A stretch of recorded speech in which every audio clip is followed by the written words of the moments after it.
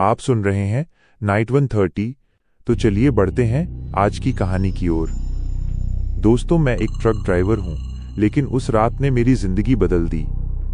एक ऐसा रास्ता जो अंधेरा आंखों के सामने नहीं, रूह के अंदर उतर जाता है। मैंने देखा कि हाईवे पर एक बच्चा हाथ में रोड लिए खड़ा है। उस रात मेरी जान तो बच गई, लेकिन मैंने अपनी नौकरी गंवा दी। तो चलिए जानते हैं उस रास्ते के बारे में जो गुवाहाटी के जंगलों से होकर गुजरता है। मेरी ये भूतिया घटना सुनने से पहले वीडियो को लाइक और चैनल को सब्सक्राइब जरूर कर दें। दोस्तों, ये बात सन 2003 की है, जब मैं ट्रक ड्राइविंग का काम शुरू किया था। उस वक्त अप्रैल का महीना चल रहा था और मैं ट्रक ड्राइविंग का काम नया नया सीखा था। उससे पहले मैं एक रेस्टोरेंट में काम करता था, लेकिन उसमें मेरी कोई बचत नहीं हो रही थी, जिसके चलते मेरा घर का खर्चा भी नहीं निकलता था, और मैं इसी वजह से इस काम में जाने की सोची। मैं इस काम में माहिर भी था। मैं बचपन से ही अपने गांव में खेतों के अंदर आसपास दोस्तों के साथ ट्रैक्टर चलाया करता था, इसीलिए मुझे ट्रक भी बहुत अच्छे तरीके से चलाना आता था। जब मैं वहां पर गया तो मैंने देखा वहां पर काफी सारे ट्रक ड्राइवर खड़े थे और काफी ट्रक भी खड़े थे, लेकिन मैं वहां पर नया था, इसलिए सबसे पहले मैं वहां के मालिक के पास गया। वहां से मुझे अपने काम की जानकारी मिली और साथ ही पैसों के बारे में भी बातचीत हुई। पैसों के बारे में बातचीत करने के बाद मैं वहां से बाहर आया। वहां से बाहर आने के बाद मैंने बाकी लोगों से भी बातचीत की और मेलजोल बढ़ाया जो मेरी तरह काम करने वाले ट्रक ड्राइवर थे। लेकिन जो मुझे पहले काम दिया गया था उसे मैंने मन लगाकर किया। वो कुछ किलोमीटर की दूरी पर जाना था, जिसके पहले ट्रॉली में सामान भरा और उसके बाद मैं वहां से निकल पड़ा। सामान की डिलीवरी करने के लिए मैं वहां से निकलने के बाद अब हाईवे पर आ गया था। दोस्तों, मैं उस वक्त ज्यादा ही खुश था, मेरा मनपसंद काम जो मिला था। लेकिन मेरे घर वाले ये चाहते थे कि मैं ये काम न करूं। घर की स्थिति कुछ ऐसी बन गई थी कि घर वालों ने मुझे काम करने की इजाजत दे दी थी। दोस्तों, मैंने पहली डिलीवरी तो कर दी, लेकिन जब मैं गोदाम पर दोबारा आया तो रात भी काफी हो चुकी थी। रात के चलते अब मुझे घर भी निकलना था, तो मैं ट्रक की चाबी मालिक को दे दी। उसके बाद जब मैं वहां से निकलने वाला था तो वहां पर हरी नाम का आदमी था। उसने मुझे अपने पास बुलाया। जब मैं उसके पास गया तो उन्होंने कहा, तो अच्छा, कैसा रहा आज का दिन? मैंने उन्हें ठीक का जवाब दिया और मेरे जवाब देते ही उन्होंने कहा, रमेश सुनो, तुम यहाँ पर अभी नए आए हो, तुम्हें यहाँ पर कुछ चीजें पता होनी चाहिए। मैंने कहा, हाँ जी बताइए, क्या हुआ? उन्होंने कहा कि गुवाहाटी का जंगल वाला रोड भूतिया माना जाता है। हमारा एक आदमी उस रोड पर गया और जो उस रोड पर उसके साथ हुआ वो भयानक था। उन्होंने बताया कि वो आदमी जो वहां पर गया था उस रात बहुत गहरी हो चुकी थी। उसने उस रोड पर उस मोड़ के किनारे एक लड़की खड़ी देखी। वो लड़की दिखने में भी बहुत खूबसूरत थी, और जब उसने उस लड़की को देखा तो उसके अंदर ठरकीपन आ गया। जब उसने ट्रक रोका तो उस लड़की ने कहा उसका भाई मुसीबत में है। उस लड़की की खूबसूरती के चक्कर में आकर ट्रक से नीचे उतरा और उसके पास आकर उसने उसके साथ जाने को कहा। तो उसने देखा कि पूरा रास्ता सुनसान पड़ा है। उसके ट्रक के अलावा कोई भी गाड़ी आती जाती नहीं दिख रही थी। लेकिन जब वो उस लड़की के पीछे गया तो वो ये देखकर घबरा गया कि एक आदमी को पेड़ पर लटकाकर उसका गला काट रहा है। इस तरीके का नजारा देख उसके हाथ पैर ठंडे पड़ गए और वो घबरा गया। उसके मुंह से चीख निकल गई, जिस वजह से उस भयानक इंसान ने उसे देख लिया। जैसे ही उस भयानक इंसान ने उस आदमी की तरफ चेहरा किया तो उसका चेहरा इतना डरावना था कि वो सपने में भी नहीं सोच सकता था। अभी वो वहीं पर खड़ा होकर चीख रहा था कि तभी उसने लड़की की तरफ देखा तो उसकी आंखें फटी की फटी रह गईं, क्योंकि उसने देखा कि उस लड़की का चेहरा पूरा सफेद है और साथ ही उस लड़की की आंखों से खून भी टपक रहा है। अब ये नजारा उसकी रूह कंपा गया, और जब उसने भागने की कोशिश की तभी वो लड़की उसके पीछे पड़ गई, जिससे भाग दौड़ में उस आदमी के शरीर पर काफी खरोंचें आ गई थी। लेकिन वो वहां से कैसे भी भागकर अपने ट्रक के अंदर घुस गया। फिर उस भयानक आदमी और उस लड़की ने ट्रक के अंदर आने की बहुत कोशिश की, लेकिन भगवान की मूर्ति के कारण ट्रक के अंदर नहीं आ पाए। फिर वहां से निकलकर जब वो हमारे पास आया तो उसने हमें ये सारी बात बताई।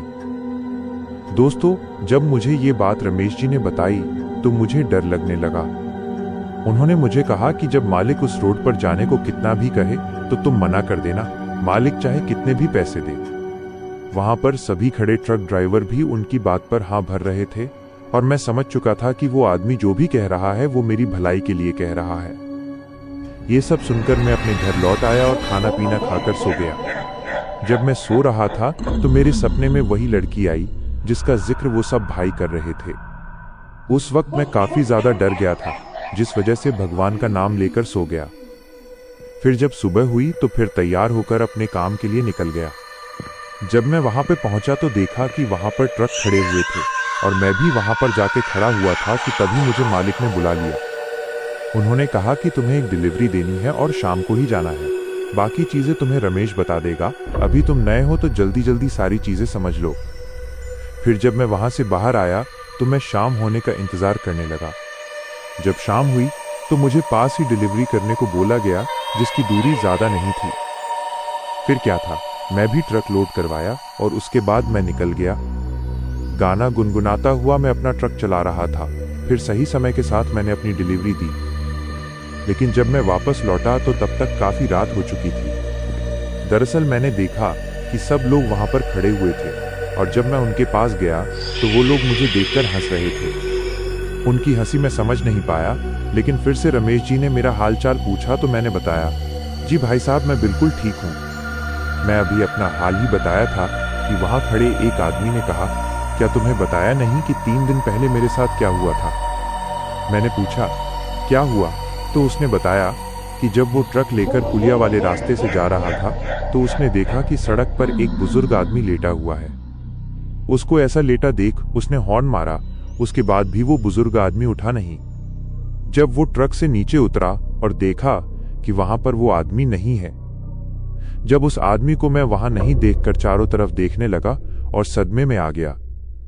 दरअसल उसने देखा कि वो आदमी पुलिया के ऊपर खड़ा हुआ था। जब आवाज लगाई तो मेरी आवाज का उस पर कोई असर नहीं पड़ा। दोबारा आवाज लगाई पर पिछली बार की तरह इस बार भी कोई जवाब नहीं मिला। जिसके बाद वो उसके पास जाने लगा। जब वो उसके पास पहुंचा तो वो बुजुर्ग आदमी कूद गया।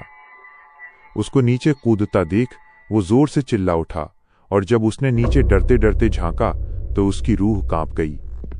दरअसल वो बुजुर्ग आदमी नीचे नहीं दिख रहा था। अब वो बहुत ज्यादा डर गया था, पर उसे वहां पर किसी का एहसास होने लगा। जैसे ही वो वहां से आगे की ओर बढ़ा कि उसके पीछे से आवाज आई। जब उसने डरते डरते पीछे की ओर देखा तो पाया कि फिर से पीछे वही बुजुर्ग आदमी खड़ा हुआ है, लेकिन अब उसकी आंखें पूरी सफेद पड़ी हुई थी, साथ ही उसका चेहरा पूरा काला था और उसके शरीर में खाली हड्डी दिख रही थी। उसने फटे पुराने कपड़े पहने हुए थे, जिससे ये तो जाहिर हो रहा था कि ये इंसान नहीं बल्कि कोई बुरा साया है। अभी वो डरा सहमा वहीं पर खड़ा था कि उस बुजुर्ग आदमी ने पूछा, तुम यहां पर क्यों आए हो? उसका ये जवाब सुनकर वो सोचने पड़ गया कि वो घर नहीं बल्कि रोड पर खड़ा है। इससे पहले कि वो उसकी बात का जवाब दे पाता, उससे पहले ही उस बुजुर्ग आदमी ने उसका गला पकड़ लिया। उसके बाद उसका दम घुटने लगा, लेकिन आदमी की पकड़ इतनी मजबूत थी कि वो पूरी जान लगाकर भी अपना गला नहीं छुड़ा पा रहा था। लेकिन फिर उसके बाद उसने अपने आप ही गला छोड़ दिया। इसके बाद उसने एक लंबी सांस ली और वहां से भागा। तो उस बुजुर्ग आदमी ने उसका पैर पकड़ लिया और उसे घसीटने लगा, जिस वजह से उसके शरीर में काफी खरोंचें आने लगीं और वो दर्द से कराहने लगा। वो बुजुर्ग साया उसे घसीटते हुए सड़क के किनारे उस गहरी खाई की तरफ ले जा रहा था। उस सुनसान रात में उसकी चीखें सुनने वाला कोई नहीं था। उसे लगा कि आज उसकी जिंदगी का आखिरी दिन है। तभी उसे अपने ट्रक में रखी भगवान की मूर्ति का ख्याल आया और उसने अपनी जेब से एक छोटा सा लॉकेट निकाला। जैसे ही उसने वो लॉकेट उस बुजुर्ग की तरफ किया, उस साये के हाथ जलने लगे और उसने चीखते हुए उसका पैर छोड़ दिया। वो ड्राइवर गिरता पड़ता अपने ट्रक की तरफ भागा और अंदर घुसकर दरवाजा लॉक कर लिया। उसने बिना पीछे देखे ट्रक स्टार्ट किया और वहां से पूरी रफ्तार में निकल भागा। अभी वो कुछ ही दूर गया था कि अचानक हेडलाइट की रोशनी में उसे वही बच्चा दिखा जिसके हाथ में लोहे की रोड थी। उस बच्चे की आंखें पूरी तरह से सफेद थीं और उसने वो रोड पूरी ताकत से ट्रक के कांच पर मार दी। कांच चकनाचूर तो नहीं हुआ, लेकिन उसमें गहरी दरारें पड़ गईं। ड्राइवर ने डर के मारे एक्सीलेटर दबा दिया और ट्रक उस बच्चे के ऊपर से गुजार दिया, लेकिन नीचे कुछ भी महसूस नहीं हुआ। तभी उसे ट्रक की छत पर किसी के चलने की आवाज आने लगी और तभी अचानक खिड़की के पास वही खूबसूरत लड़की लटकी हुई दिखी जिसका जिक्र रमेश जी ने किया था। उसका चेहरा अब और भी भयानक लग रहा था और वो खिड़की का कांच तोड़ने की कोशिश कर रही थी। वो चिल्ला रही थी, मेरे भाई का गला किसने काटा? तुम सब मरोगे। ट्रक के पीछे वही गला काटने वाला भयानक साया भी लटक चुका था और ट्रक को रोकने की कोशिश कर रहा था। ड्राइवर ने अपनी जिंदगी की सबसे तेज रफ्तार में ट्रक चलाया और भगवान का नाम जपता रहा। जैसे ही सुबह की पहली किरण जंगल के पेड़ों के बीच से आई, वो सब साए धुएं की तरह गायब हो गए। जब वो ड्राइवर गोदाम पहुंचा तो उसके शरीर पर खरोंचों के निशान और ट्रक की हालत देखकर सबकी रूह कांप गई।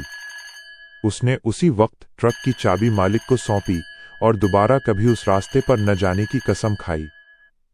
तो दोस्तों, ये थी आज की कहानी। आज की कहानी में बस इतना ही। कहानी अच्छी लगी हो तो कमेंट में ज़रूर बताइए आपको हमारी ये कहानी कैसी लगी। तो फिर मिलेंगे एक नई कहानी के साथ। तब तक अपना ख्याल रखिए।